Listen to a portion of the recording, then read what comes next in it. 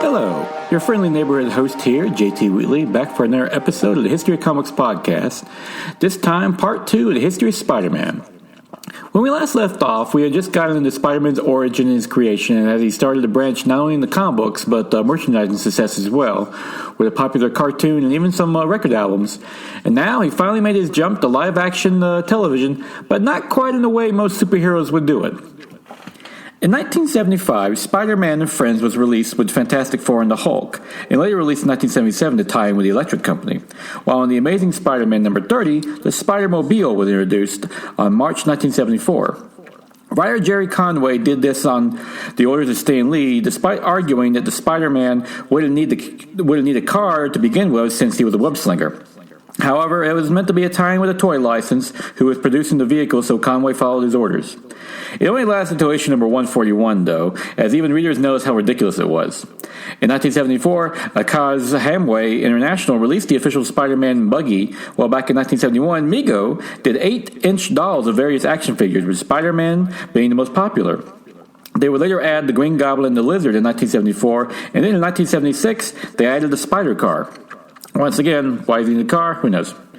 Of interesting note, the toys were all released alongside DC Heroes and Tarzan, as Mego had their license as well. Sadly, the company would go bankrupt in 1982, but fans still have a fond memory of these classic toys. The licensing exploiting for Spider-Man continued as Colorforms, Hallmark, Hasbro, Heinz, Hot Wheels, Milton Bradley, and Pez all got into the action, creating everything from lunchboxes, viewfinders, cars, and so forth. In 1974, John Romita Sr. did covers in mini-comics for Aurora Models. Hudson Vitamins, which was owned by Marvel's then parent company Candence, even produced Spider-Man vitamins to compete with the Flintstones vitamins. Most importantly, though, Fruit of the Loom released a Spider-Man Underoos, the classic kids wear line that was advertised on TV as the underwear that is fun to wear. The clothing line remains popular even today and has been reissued numerous times over the years with modern updates to the design. And of course, when Iron Man yells out Underoos to let you know that Spider-Man's coming in Captain America Civil War, we all know what that's a reference to. Another fun license was the Spider-Man Reading Motivation Kit by McGraw-Hill Publishing Company, which featured story cards illustrated by Win Mortimer, along with audio tapes, film strips, and a teacher's guide, while Avalon produced arts and crafts items from chalkboards and drawing machines. In 1978, Simon & Schuster published Mayhem in Manhattan by Len Wein and Marv Wolfman under the Pocketbooks imprint, which was followed up by Crime Campaign and Murder Moon, which also featured The Incredible Hulk, both of which were written by Paul Cooperberg. That was part of a larger license of 11 Marvel novels in general, featuring beautiful covers by Bob Larkin. Simon & Schuster had previously published Origins of Marvel Comics by Stan Lee in 1974, which had a painted cover by John Romita Sr. The book included Amazing Fantasy number 15 and Amazing Spider-Man number 72, which had the tale Rocked by the Shocker. In 1979, Amazing Spider-Man was collected into 6 issues covering various themes, from the debut of Mary Jane to the Green Goblin drug trilogy. This was part of Simon & Schuster's larger push to bring trades to the market. They also published A Contract with God by Will Eisner in 1978, and ventured into calendars as well, with the first Mighty Marvel calendar in 1975, featuring various Marvel characters, including Spider-Man, with artwork by John Romita Sr., Jack Kirby, and Jill Kane. Merchandising and licensing continued as Southland 7-Eleven released a Spider-Man Slurpee Cup at their stores in 1975 with art by John Romita Sr. that retold Spider-Man's origin of all things. And then they released glasses in 1977, which also featured the Green Goblin, the Lizard, Dr. Octopus, the Sandman, and Kraven the Hunter. So even on road trips, you couldn't escape Spider-Man. FOOM, which stood for Friends of Old Marvel, was a magazine which featured Spider-Man on the back cover by Jim Stornenko that was released in spring of 1973. It was meant to be a club magazine for fans, meant to follow up the canceled Marvel Mania Club a few years back, with the first issue offering them the ability to write Marvel for a new character and story ideas. The initial membership package included a 1-year subscription to the magazine, a Stornenko poster of the Marvel characters, a gold membership card, 6 stickers, and a mailing envelope sporting a Stornenko version of the Hulk. For issue number 3, Stornenko put Spider-Man on the cover. The magazine would last until issue number 22, with Spider-Man back on the cover again, while FOOM itself remains Marvel's longest-running professional club. Then Spider-Man made his official live-action debut on October 21st, 1974, premiering on the Electric Company PBS children's program titled Spidey Meets the Spoiler, which was narrated by future Oscar winner and host of the show Morgan Freeman. Spider-Man never spoke in the series, but instead used word balloons while Marvel created a comic book tie-in, Spidey Super Stories, which was mentioned before. That series lasted from October 1974 to March of 1982, ultimately lasting for 57 issues. A further move to live action was the Amazing Spider-Man TV series by Columbia Pictures TV, which aired on CBS on September 14th, 1977. This was part of a larger push by Marvel to get their characters on TV, with the classic Incredible Hulk TV series also premiering that year, while Doctor Strange and Captain America got made-for-TV movies in 1978 and 1979 respectively. For Spider-Man, another miniseries, The Deadly Dust, aired on April 5th to the 12th of 1978. The show starred Nicholas Hammond as Peter Parker Spider-Man, with Robert F. Simon playing J. Jonah Jameson. The ratings were high, thus the series received 3 more episodes the first year, along with 6 episodes for the second year. It would also end up with a final 2-hour movie, The Chinese Web, on July 6, 1979, which featured future Cheer star Ted Danson in a minor role.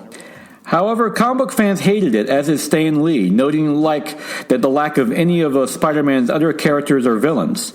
Most egregious, Spider-Man's origin was undercut with not even including the death of Uncle Ben, essential to any Spidey story. It didn't help that a different actor played Aunt May with each episode, further showing how little the showrunners thought of that character as well. Overseas, though, another live-action Spider-Man made his debut in Japan in 1978 when Toei produced 41 episodes of Spider-Man. It came about when Marvel licensed the Shogun Warriors to be adapted as an American comic book from Toei as part of a larger 3-year license agreement that allowed each company to adapt the other's property in any way they chose. For Toei's Spider-Man series, it starred Tokuya Yoshishiro, who was a motorcycle racing champion who witnesses a spaceship falling to Earth, later learning it's called the Marveler. His father, Dr. Hiroshi Yoshishiro, investigates to learn of a pending alien invasion, only to be killed by the Tetsujuji Dan, the Steel Cross Squad, an organization of aliens bent on making sure the said invasion happens. Takua is also nearly killed, but only saved by the alien Galia from the Spider Star, who grants him spider powers and the Marveler that could change into a giant robot mecha in Japan called Leopardon, which stood at 200 feet and was 20,000 tons. Now, as Spider-Man, he fights a one-man war against the Steel Cross Squad and their leader, the half-cyborg monster Kaijo, Dr. Monster, who is able to turn animals into monsters while assisted by the villainous Amazonas. Despite being only remotely based on Spider-Man, Stan Lee reportedly liked it and the action, especially how he jumped around when he fighting the villains.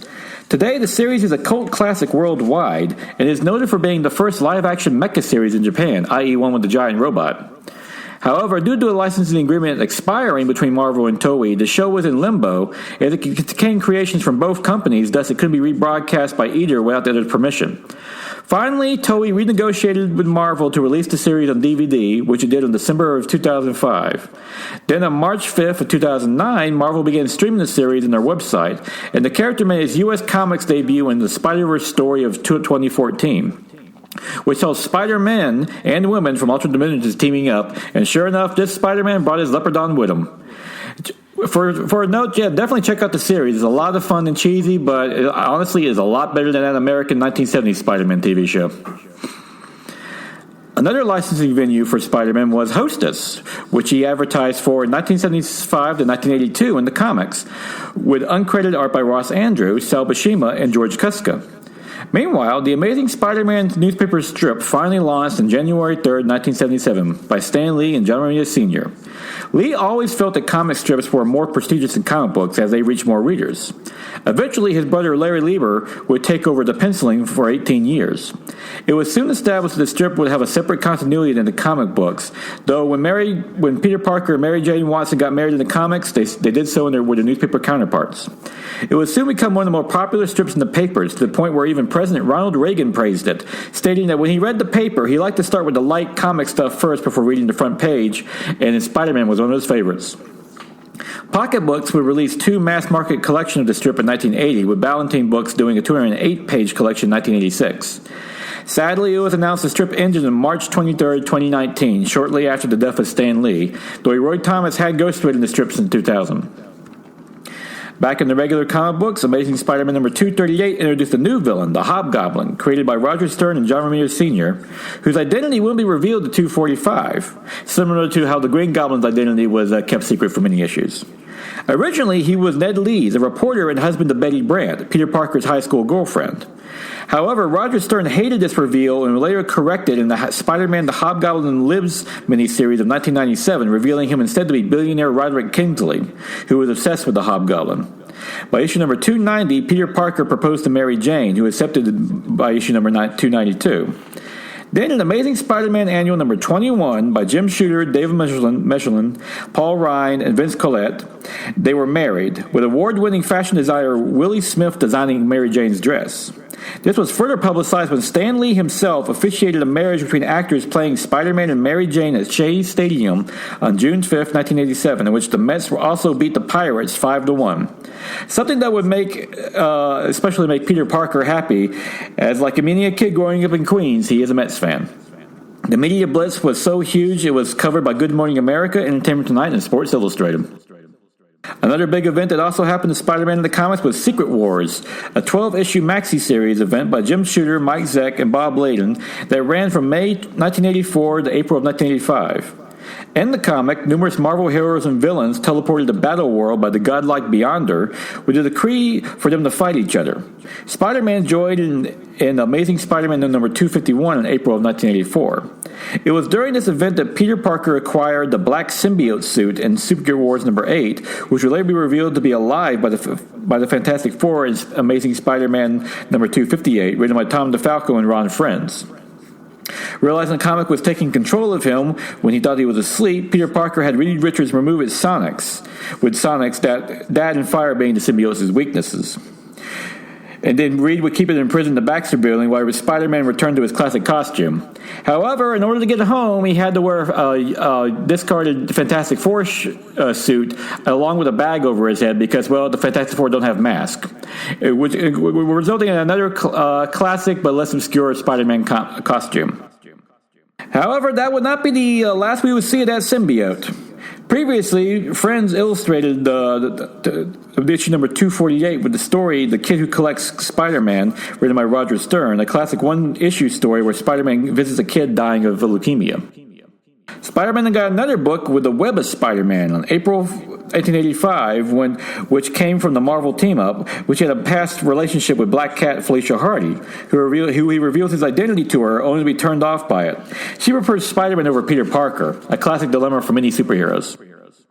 Though she did convince him to go back to wearing a new black costume, the original intent of Web of Spider-Man was for this series for the Spider-Man to wear it as a further tone to the darker nature of the stories.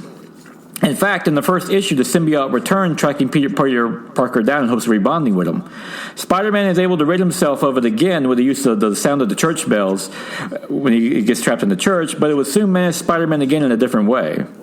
Continuing through Web of Spider-Man, it would feature a brief appearance of Venom in issue number 18, a new Hobgoblin in issue number 29, the first appearance of Tombstone in number 36, and the first solo story of the infamous Spider-Clone in issue number 118. Peter Parker's personal life got more complicated in the comic, as in Amazing Spider-Man number 257 on October 1984, when Mary Jane Watson revealed she always knew Peter Parker was Spider-Man.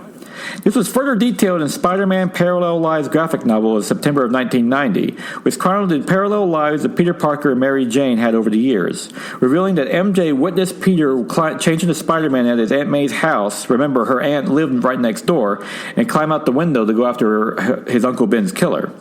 After MJ and Peter's marriage, they won't get much of a honeymoon, as the classic Kraven's The Last Hunt by J.M. DeMatteis and Mike Zett, a 6-issue crossover to all the Spidey books, featuring Web of Spider-Man number 31 and 32, Amazing Spider-Man number 293 and 294, and Peter Parker's Spectacular Spider-Man number 131 and 132. In the story, Kraven ambushes Spider-Man and has him put into a coma, burying him alive while stealing his costume identity. Spidey would eventually escape and face Kraven in a one-on-one duel. At that point, Kraven finally realized Spider-Man's true heroism and chose to take his own life. The ending would be controversial, with many fans objecting to killing off a classic villain like Kraven. However, writer J.M. DeMatteis always countered that no one really cared about Kraven until The Last Hunt. You would think the title would give it away, and the ending was appropriate for the story. Like many comic book characters, though, Craven got better after his death. One of the more shocking stories in Spider-Man's history was the death of Jean DeWolf by writer Peter David and artist Rick Buckler in Peter Parker, The Spectacular Spider-Man number 107 to 110, who started writing the series back in 103. In the story, Spider-Man relentlessly hunts down Jean DeWolf's killer, who was a police captain and one of his closest friends, introduced back to Marvel Team-Up number 48 in August of 1976. The murderer, who was later revealed to be a villain called the Sin Eater and a former S.H.I.E.L.D. agent. Many fans, and even David's editor, couldn't believe it, despite having her torso blown apart by a shotgun in her funeral in the next issue. The comic would have long-lasting ramifications for Spider-Man, as he teamed up with Daredevil in hunting down the Sin Eater, and they would both reveal their identities to each other out of mutual respect, starting a long-lasting friendship. Also, when a copycat killer named Emil Gregg was revealed to be a phony, a certain Daily Bugle reporter would become one of Spider-Man's enemies when he wrote the story. Back in Amazing Spider-Man, up-and-coming artist Todd McFarlane was assigned the penciling duties by issue number 298 after a successful run in The Incredible Hulk. The issue hinted at Venom, who would be introduced in issue number 299, which McFarlane co-created with writer David Michelin. Of note, Venom was originally supposed to be female, though was changed to the muscular Eddie Brock to make for an imposing villain against Spider-Man, who returned to his classic red and blue costume. In his origin, Eddie Brock, who first appeared back in Web of Spider-Man number 18 on September of 1986, is a reporter at the Daily Bugle who writes the expose revealing Emil Gregg was the Sin Eater. However, when it reveals that Gregg is just a copycat, Brock is fired in disgrace with his wife divorcing him. Contemplating suicide and blaming Spider-Man, he heads to church, being Catholic, but it happens to also be the very church the symbiote was driven from Spider-Man via the bells. Sensing a kindred spirit in Brock, it bonds with him, forming the villain Venom, who has many of Spider-Man's powers, along with the ability to disguise his spider sense. All of this was revealed in Amazing Spider-Man number 300, with the character being an instant hit with readers, to the point that he has since turned into an anti-hero with his own regular series and even a successful 2018 movie, with Oscar-nominated Tom Hardy playing Eddie Brock's Venom. A more lighthearted addition to the Spider-Man universe was Spider-Ham and May Porker, who were introduced in Marvel Tales, spelled T-A-I-L-S, starring Peter Porker, The Spectacular Spider-Ham, number 1, of November of 1983. A humorous series featuring anthropomorphic versions of Marvel characters with Spider-Man Peter Porker crossed with a pig. Spider-Ham was created by writer Tom DeFalco and artist Mark Armstrong. It would later get his own series, Peter Porker, The Spectacular Spider-Ham, which debuted on May 1985, would run to September of 1987 for 17 issues, where he fought with Captain Americat and Daredevil against Doctor Doom and King Pig. He was since been a recurring character, and it was even a character in the Spider-Man Into the Spider-Verse movie of 2018, voiced by John Mulaney. Back in the early 1980s, another licensing venue for Spider-Man joined in 1982 was video games, with an Atari 2600 game published by Parker Brothers, where you play Spider-Man climbing a building while fighting the Green Goblin, who tosses pumpkin bombs at you. In 1984, Quest Probe Spider-Man, a text-based adventure, was released for multiple platforms, with Spider-Man tasked with finding a series of gems at the request of the mysterious Chief Examiner. In 1989, The Amazing Spider-Man and Captain America and Dr. Doom's Revenge was released on the PC and other platforms by Paragon Software Corporation, which had the players face off against a series of villains in a Street Fighter fashion until they fought Dr. Doom, while the story was told via comic panels. That same year, Spider-Man also made a cameo in Revenge of Shinobi for the Sega Genesis, in which the game's boss featured him and other pop culture characters such as Batman and the Terminator. Originally, he was included without Marvel's permission, but a later version included copyright permission. Spider-Man also got into the fast food endorsements with McDonald's, appearing in Happy Meal Toy in 1979, while those cartoons were collected on VHS with the emergence of the VCR technology. However, around this time, Spider-Man would soon return to TV with a brand new cartoon series, but not just one, but two. In 1979, the Patty Freelong Enterprises produced the Spider-Woman series, which featured such episodes as the Pyramid of Terror and the Congo Spider. Originally created by Archie Goodwin and Marie Severin, Spider-Woman first appeared in Marvel Spotlight number 32 on February 1977 as part of a mandate by Stan Lee, who realized that they didn't make a Spider-Woman, another company might. Marvel and DC had gone back and forth with this before with this very subject, with Marvel creating Wonder Man in contrast to DC's Wonder Woman, while DC created Power Girl in contrast to Marvel's Power Man. Spider-Woman was Jessica Drew, whose father injects her with an experimental serum from irradiated spider blood to save her life, then placed in a genetic accelerator so the serum would work. As a result, Jessica Drew also de-ages back to age 17, while also developing powers similar to Spider-Man, such as super strength and wall crawling, along with some unique ones, such as gliding and pheromone manipulation. After her introduction in Marvel's spotlight, she was given her own Spider-Woman comic that lasted for 50 issues from April of 1978 to June of 1983, and even a cartoon, the one mentioned before. The series ran for one season, premiering on September 22nd, 1979, and lasting to January 5th, 1980, for 16 episodes. The studio that produced it, the Patty Freeling, was most famous producing the Pink Panther cartoons, but closed down in 1980. Marvel ended up buying the company from which Marvel Productions Limited was born, with Stan Lee relocating to California to act as vice president, with the mission of adapting Marvel properties into cartoons, one of which would be the new Spider-Man cartoon. In 1981, Spider-Man debuted on September 12, 1981 for 26 episodes in syndication, featuring all the usual supporting characters and villains, lasting till March 30th, 1982. The series was noted for being faithful to the cartoon, though being for kids has significantly toned down the violence, to the point where you couldn't form a fist to punch criminals. However, it was quickly overshadowed by Spider-Man and His Amazing Friends, which was broadcast on NBC, premiering the same date, September 12, 1981, and lasting to November 5, 1983. Though of interesting note, it only had 24 episodes, 2 less than the original Spider-Man cartoon it was premiering against. Spider-Man shared the spotlight with Iceman, one of the original X-Men, debuting back in Uncanny X-Men #1 in September 1963, and Firestar, an original creation who received design help from John Romita Sr. She was added at the request of NBC to broaden the audience, specifically female viewers. Originally, the showrunners wanted to use the Human Torch, but his cartoon rights was tied up elsewhere. All three lived together at a boarding house run by his Aunt May while attending Empire State University. In addition, Spider-Man had a secret lair equipped with Stark tech, essentially a spider cave in his room. John Buscema and John Romita Sr. helped provide the art while Stan Lee narrated the series.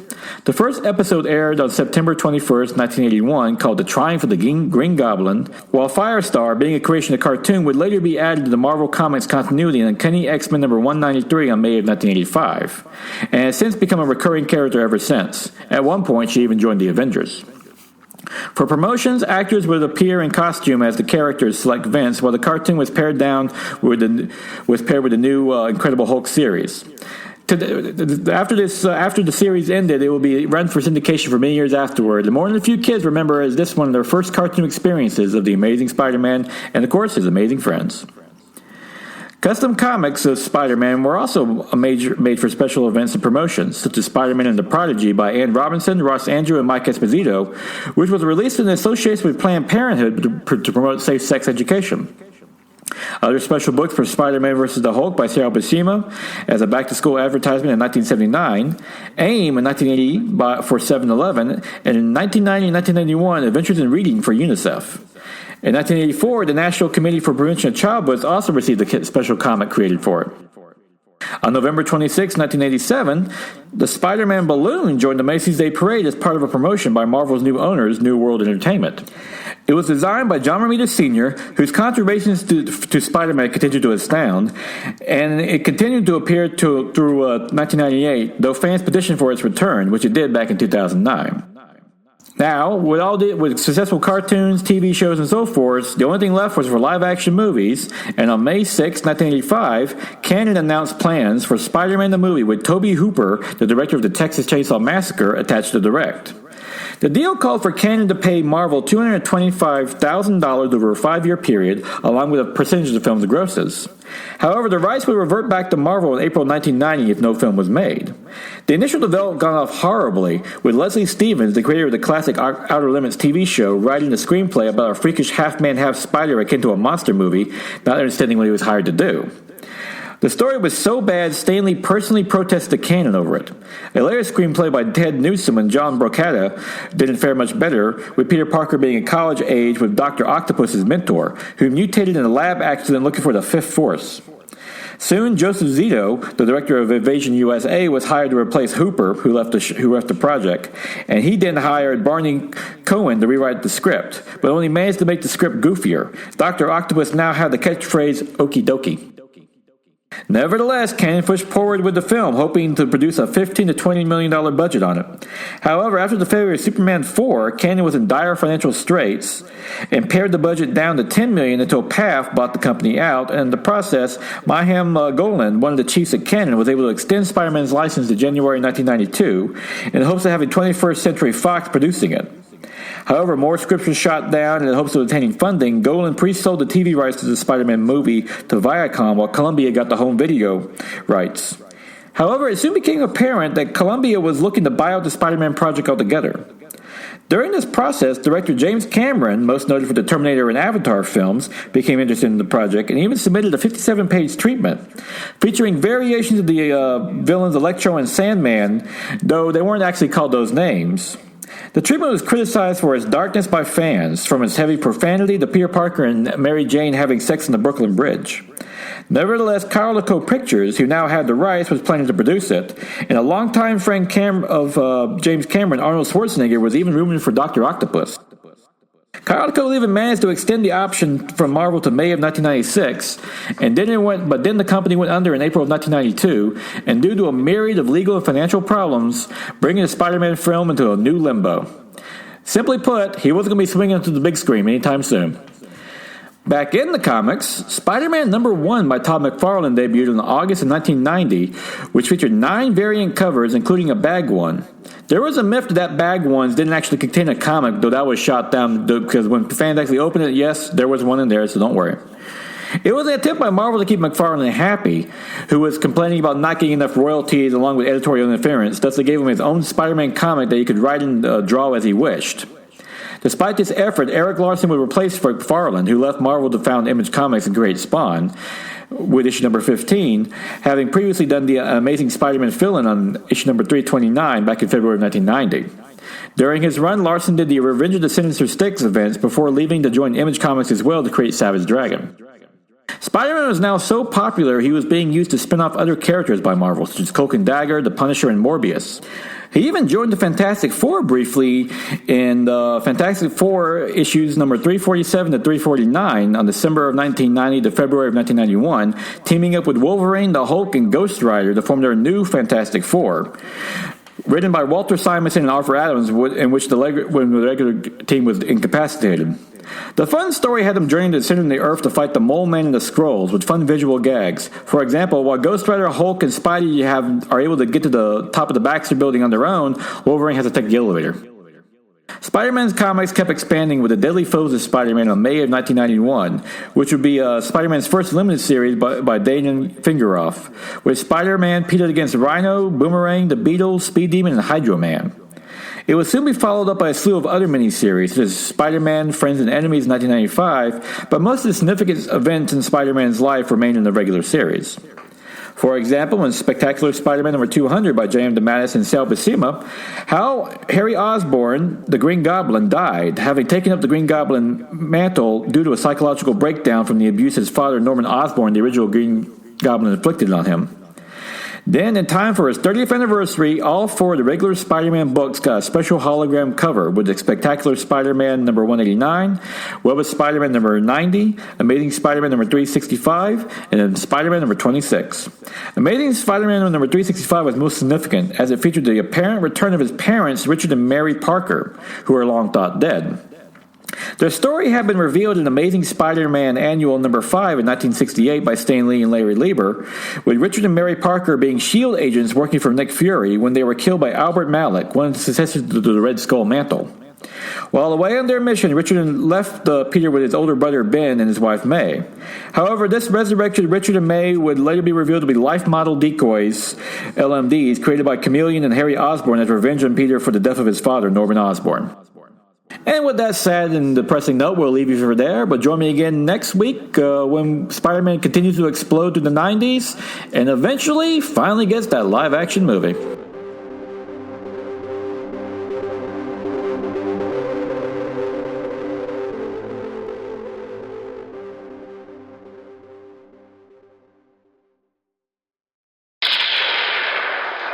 positive than a New Day pancake.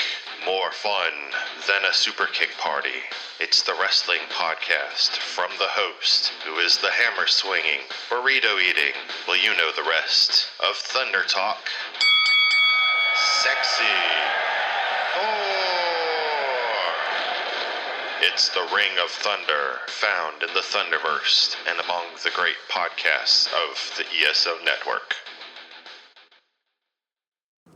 And now it is August 8th, 2024. Time for the favorite comic of the week. Spider-Man, Black Suit and Blood, #1 by various artists, which is continuing Marvel's line of Black, White, and Blood anthology series over various characters from Wolverine to Moon Knight. And now Spider-Man gets a treatment, only with a variation that focuses on his time in his black suit and with some great different stories from J. Mike Straczynski, J.M.D. Mateus, Alyssa Wong, that tell various stories in different angles of the black suit. For instance, the Alyssa Wong story actually focuses on MJ as during a time when she suspected there was something wrong with the symbiote suit before they found really what it was. James Mateus' story is fantastic, and it's still like a great uplifting story of Spider-Man helping out a local criminal try to make a better turn for his life. And J. Michael Straczynski does a fantastic job where Peter Parker actually confronts the symbiote suit and really just lays out just why he wears the original black suit to begin with. Just a great anthology series that once again proves, also with the current Venom War that's out just right now as well, that the best Peter Parker Spider-Man you can get is outside of Amazing right now, because Amazing is nothing short of trash. We cannot, Zeb Wells' run cannot end soon enough, but thankfully we got Venom War, we got Spider-Man Black Suit and Blood, and we got Ultimate Spider-Man, and just, and thankfully this comic also has a great MJ depiction, but it's also great to see too. I mean, you can, at this point, Spider-Man, MJ is his Lois Lane, and how do you not have her as part of the regular continuity, and another reason why Zeb Wells' run is such a disaster. But, it's Spider-Man Black Suit and Blood, fantastic read, definitely check it out. And with that, we will conclude with this chapter of the archives of the history of Spider-Man. Yep, I found another Spider-Man comic to review for this series as well. But join me again next week for the third part. Until then, go out and enjoy yourself a good comic book. And definitely check out Spider-Man Black Suit and Blood, because, thank goodness, that's where you find the proper Peter Parker stories.